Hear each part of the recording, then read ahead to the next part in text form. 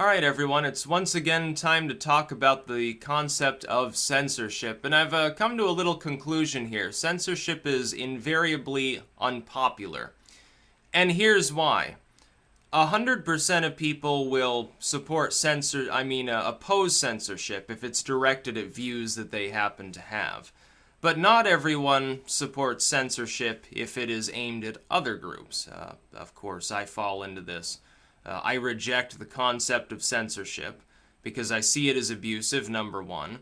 Number two, I'm intelligent enough to know that if I were to support censoring some other group of people, some communist front, Nazis, whatever it happens to be, because of social shift in due time, that same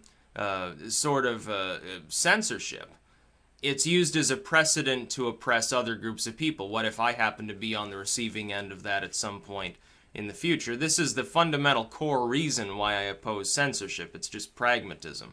But there are other arguments to be made too. For instance, I believe in the founding goals of this country. I find it very suspect that people who proclaim themselves in many cases, for instance, to be libertarians, would say, well, it's okay. The Constitution prevents the government from censoring your views, for non-criminal reasons, like incitement or slander or something. But it's okay for a private firm to do that. Don't you think that this is, number one, problematic, and number two, at the very least, even if legal, against the spirit of the United States? I hear relatively few people who proclaim themselves to be pro-liberty actually speaking out against, like, tech censorship. Some people are, they get miffed. But others are like, well, it's okay because it's just a tech firm. That's not the point. It's also okay for you to speak out against it. I think some of these people are just afraid to. They're afraid they'll be targeted, I guess, if they speak out against it. But this has been the same cop-out that groups of people have used in prior moral panics, like the one we're in right now. It involves, oh, well, there are communists everywhere, and there are white supremacists everywhere, and all these different...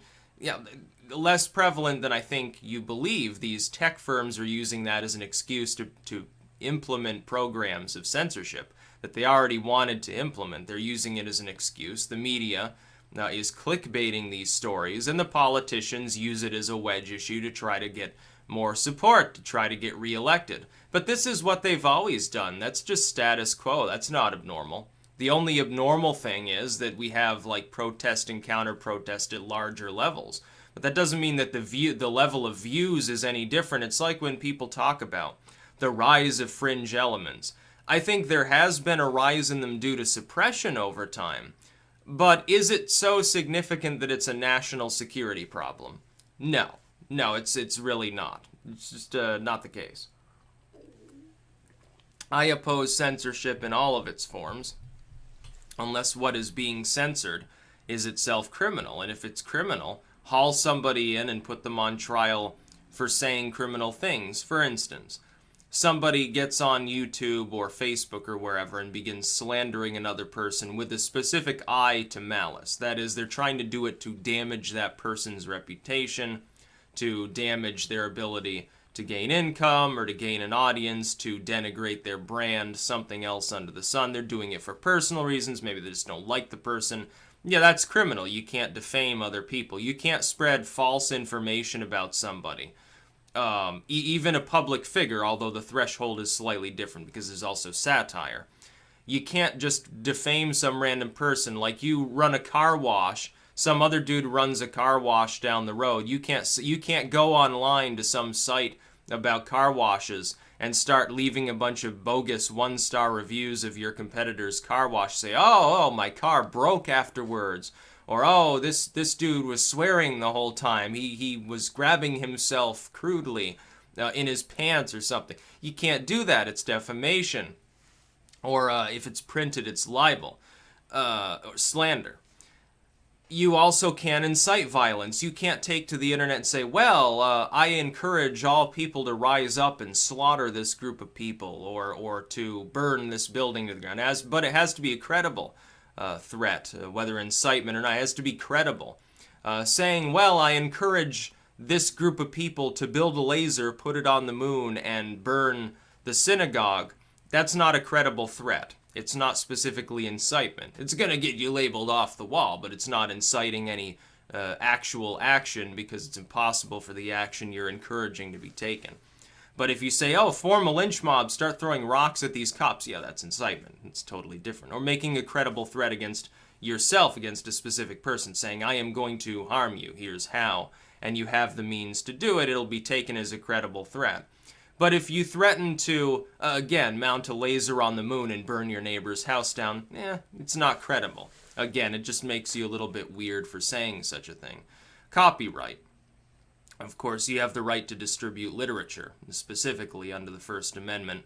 That's more or less the original purpose of the concept of free press was the printing press.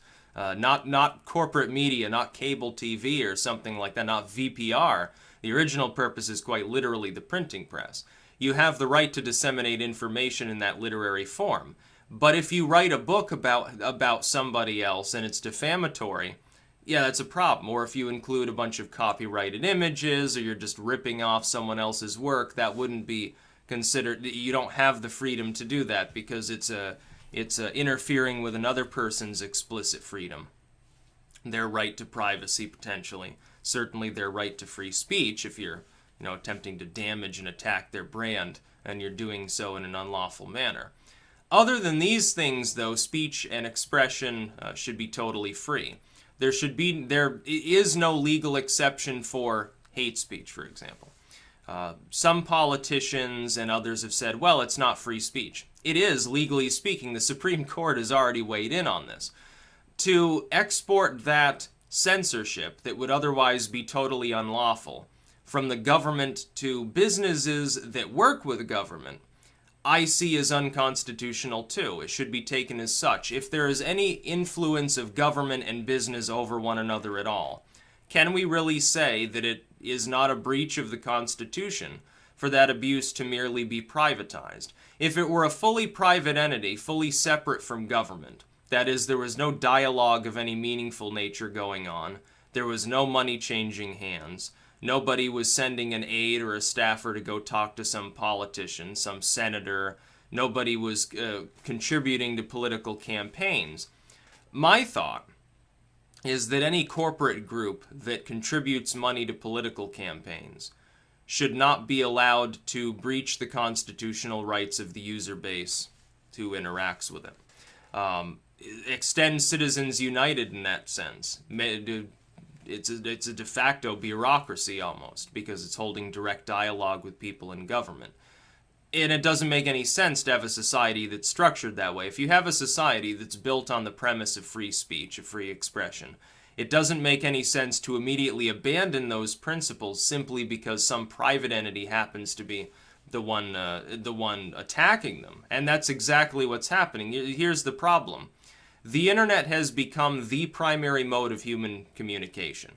It's bigger than books, it's bigger than radio or cable, which are both centralized and useless because of the government, again. It's far bigger than word of mouth or rallies or protests. I can upload a video, and if it's popular at all, it will have more views than the average protest has people at it.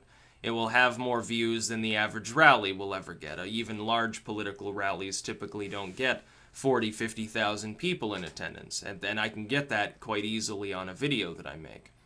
As such, because it's the primary mode of human communication, it should be explicitly protected as a total extension of speech, in essence. And any company that is coordinating that's taking part in allowing people to speak, should be constrained explicitly from banning anybody from any meaningful platform, especially social media, because some businesses, they want you to have a Facebook just to be considered for the job. If we're going to structure our society that way, we have to make sure the internet remains free and open.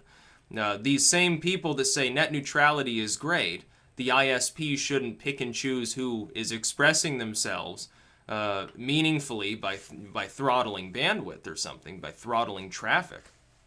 Well, if that's your logic, and that's the logic of most of the population, why would you want some other tech firm to basically do the same thing and say, we're going to kick this person off because their views we don't agree with their views. We're going to kick that person off for saying the wrong thing that we happen to subjectively disagree with. In our opinion, what was said here is offensive. That's not an objective statement. That's just your opinion.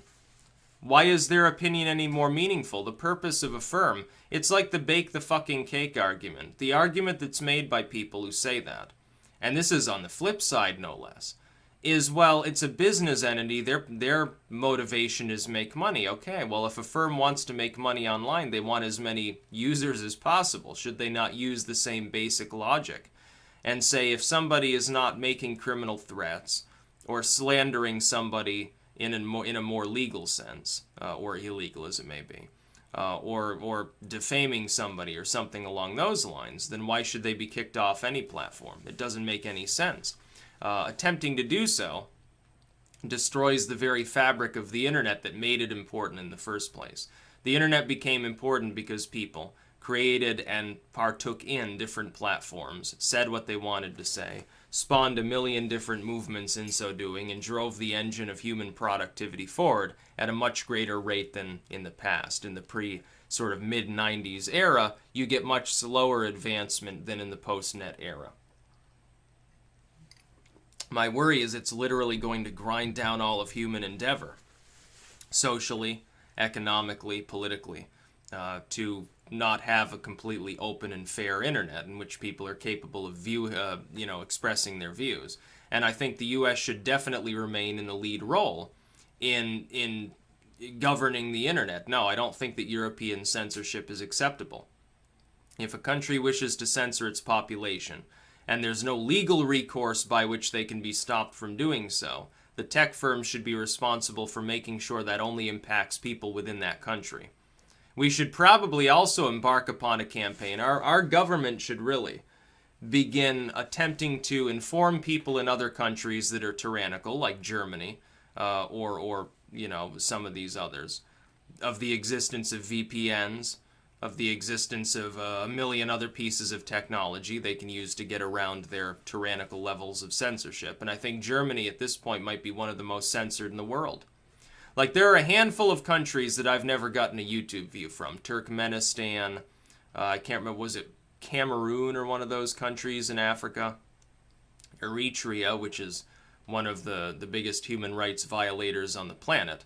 And North Korea. I've even got views from China.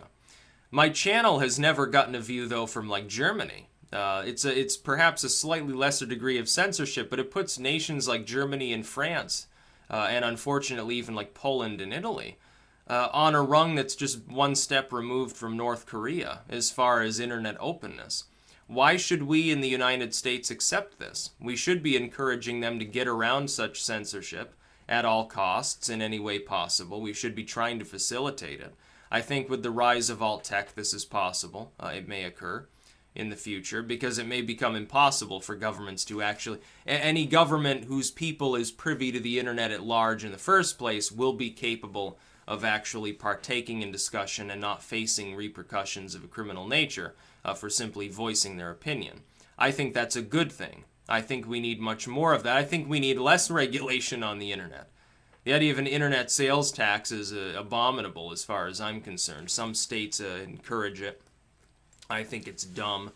It doesn't make any sense. Just let the internet be as deregulated and carefree as possible on every possible level, and you'll keep getting the same result, which is, has the net collapsed, or has it continued to grow and get better and better? Well, the latter. And it's done that in the absence of heavy-handed regulation. For years and years now it has. But the tech firms don't need to take up the banner that the government can't and start policing their content to that degree. It just doesn't make any sense. And censorship won't work. People will find workarounds. That's the other point. And it's not popular. Because no one wants their own views to be censored. 0% of the population wants its own views to be censored and kicked offline. Whether they're mainstream, fringe, left, or right, it doesn't really matter. Nobody wants to be censored. Some people want others to be censored. I would say that they're the worst of society. They shouldn't be listened to because they don't know what they're doing. They don't even have the intellectual capability to realize that same precedent for censorship can be aimed back at them at any given time. So why would you want to listen to them? They're like self-destructive. It doesn't make sense. That's about all. Peace out.